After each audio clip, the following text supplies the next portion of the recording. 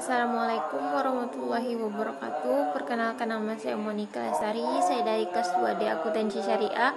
Di sini saya akan menjelaskan tentang konsep ijma dan permasalahannya. Baiklah, langsung saja kita bacakan pada materi yang pertama, yaitu pengertian ijma. Secara ontologis, studi tentang ijma merupakan suatu kajian yang dalam rumpun keilmuan Islam atau Islamic Student, termasuk bidang ilmu usul fikih, yaitu ilmu yang mengkaji metode penetapan hukum Islam. Kajian ijma selama ini juga lebih dominan melihatkan dari perspektif produk ijtihad dan cenderung mengabaikan perspektif metodologisnya, yakni bagaimana ijma itu berproses dan berbentuk.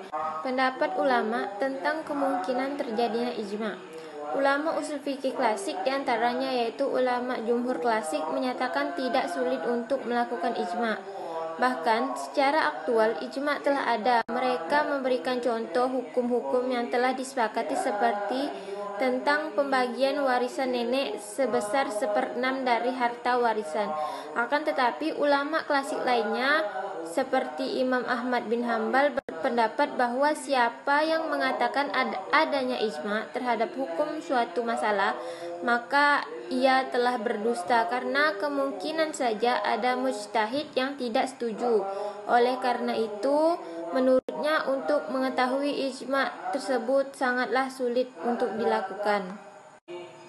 Persyaratan ijma dan pandangan ulama tentangnya.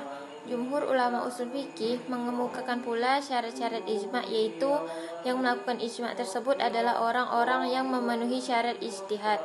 Kedua, yaitu kesepakatan itu muncul dari para mujtahid yang bersifat adil atau berpendirian kuat terhadap agamanya. Yang ketiga, yaitu para mujtahid yang terlibat adalah yang berusaha menghindari diri dari ucapan atau perbuatan bid'ah. Ketiga syarat ini disepakati oleh seluruh ulama usul fikih. Ada juga syarat lain tetapi tidak disepakati para ulama, diantaranya yaitu para mujtahid itu adalah sahabat. Mujtahid itu kerabat Rasulullah. Apabila memenuhi syarat ini, para ulama usul fikih menyebutnya dengan ijma sahabat.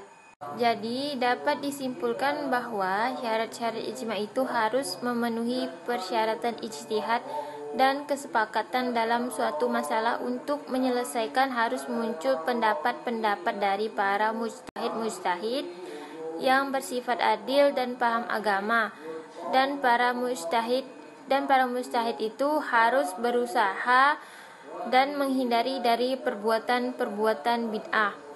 Dari syarat-syarat di atas, pandangan ulama tentang syarat ijma yaitu salah satunya tidak cukup ijma dikeluarkan oleh seorang mujtahid apabila keberadaan hanya seorang mujtahid saja di suatu masa, karena kesepakatan dilakukan lebih dari suatu orang, pendapatnya disepakati antara satu dengan yang lain, dan masih banyak lagi persyaratan tentang ijma lainnya. Pembagian ijma dan pandangan ulama. Ijma terbagi menjadi dua, yaitu ijma syar'i dan ijma sukuti. Ijma syar'i merupakan kesepakatan para mujtahid atas suatu hukum dari suatu kasus dengan cara masing-masing menyatakan pendapat secara tegas terhadap hukum tersebut. Ijma ini merupakan ijma yang menunjukkan dengan pasti hukum kasus itu. Yang kedua yaitu ijma sukuti. Ia merupakan ijma yang sahih dan menjadi buah menurut Imam Ahmad, mayoritas Hanafiyah, jumhur Syafi'iyah, segolongan ahli usul, dan diriwayatkan seperti itu dari Imam al-Syafi'iyah itu sendiri. Imam al-Amidiyah dalam kitab usul mengatakan itu pendapat umum ahli sunnah. Beberapa masalah yang ditetapkan melalui ijma yaitu diadakannya azan 2 kali dan iqamah untuk sholat Jumat yang diprakarsai oleh sahabat Utsman bin Affan radhiyallahu anhu pada masa kekhalifahan beliau.